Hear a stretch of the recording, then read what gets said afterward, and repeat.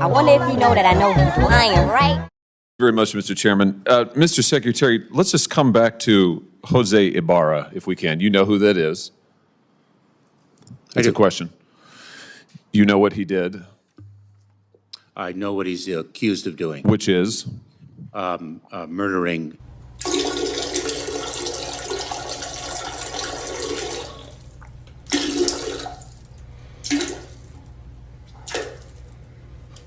a young woman. And that wasn't the first crime that he committed in this country, was it? Senator, as I've articulated previously, I'm not going to speak about the facts of the case because there is an ongoing criminal investigation. Have you read his parole file? Senator, same answer. So you're not going to say whether or not you've read the parole file? I've got it right here. Have you read this? Senator, I do not want to speak to the particulars of the case given the pending criminal prosecution. Now, I find this interesting because this is a new answer today. You've changed your answers all over the map on this, and it looks like to me you just don't want to answer the question. 2 days ago, you were asked about this in the House Homeland Security Committee. I've got the transcript right here in front of me. You were asked the same question. Jose Ibarra, why was he paroled? You said, I don't know. You said, I don't know. I don't have the case details with me today. Congressman Bishop says, you don't know? And you said, I don't know. I don't have the details with respect to that individual's case, but I would be pleased to provide them to you, Congressman. You didn't know 2 days ago. Now, interestingly, on April the 10th, 6 days before that, you gave Senator Katie Britt a different answer. She asked you the same question. She said, why was Jose Ibarra paroled into the United States?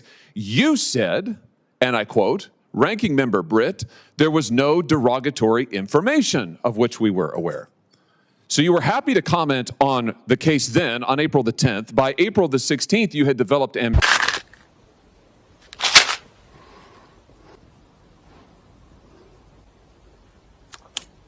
reason under the statute. And now that we know that for sure, this is right out of the parole file. Here it is. Subject was paroled due to detention capacity at the Central Processing Center in El Paso, Texas. Now suddenly you don't want to talk about it. This is extraordinary. It's also a pattern with you. So let me just try one more time. Have you read the parole file? Senator, I'm going to give the same answer, and let me say it. Well, which one? Are you going to give me the answer you gave to Senator Britt? Are you going to give the answer you gave to Congressman Bishop, or the answer you gave to Senator Paul, or do you want to try a fourth one? Senator, I will not speak to the particulars of the case, given the pending criminal prosecution. Yeah, well, I'm sure. Well, you certainly, of course you don't want to, because it is an absolutely damning indictment of your policies. Let's just review Jose Barrera and how and how he came to be here. On September the 8th, 2022, he was encountered by United States Border Patrol in El Paso, Texas, and was paroled into the United States due to lack of detention capacity. A provision, a proviso, a rule that is not permitted under the statute. You and I both know you know this. You knew it when you were talking to Congressman Bishop. You knew it when you were testifying to Senator Britt, and you know it today. You just never wanted to cop to it, because the statute doesn't permit it. And so you lied to Congressman Bishop and you lied to Senator Britt. Oh, shit. A fun swim. No, don't do it, don't do it. And now you are hiding behind the ongoing prosecution excuse because it's the last one left to you, because you testified falsely under oath.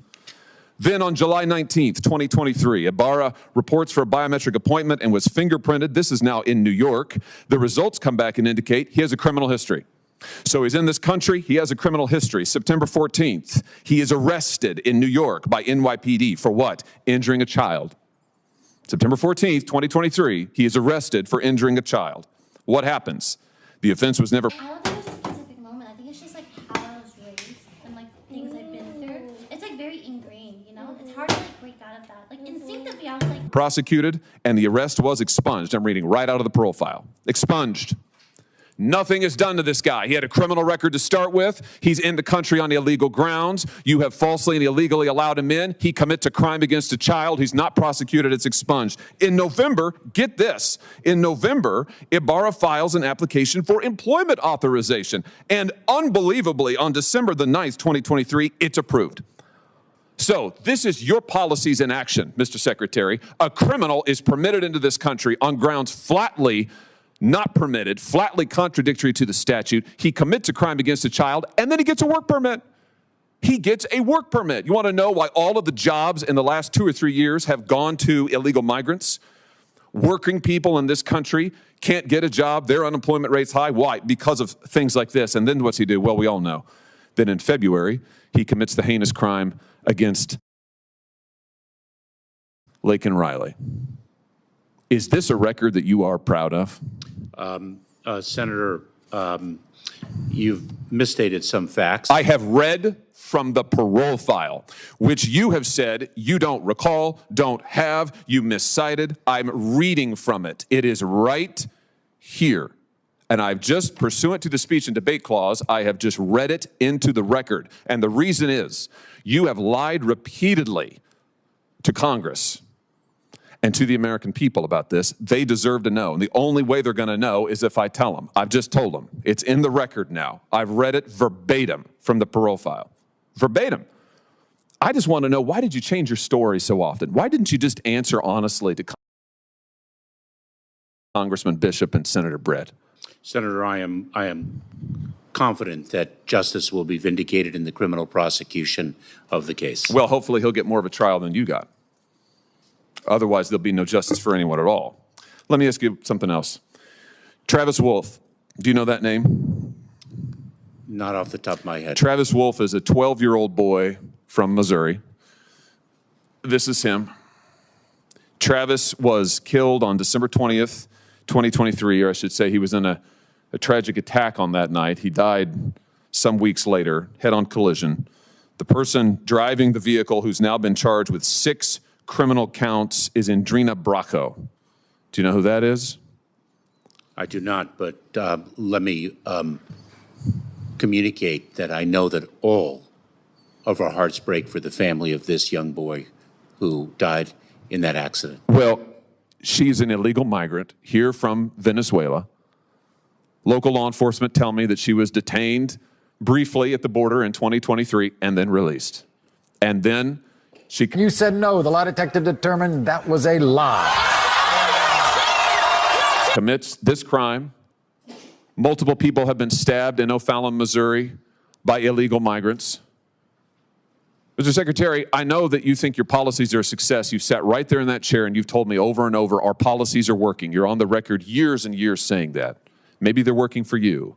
Maybe they're working for your political objectives, whatever they may be. I don't know. But they're not working for Laken Riley or Travis Wolf or the people of my state. They are, in fact, a travesty. What you have done is a travesty. And, sir, it is long past time for you to go. Thank you, Mr. Chairman. Senator Hassan, you're recognized for your questions. Well, thank you, Chairman Peter. Why you always lying?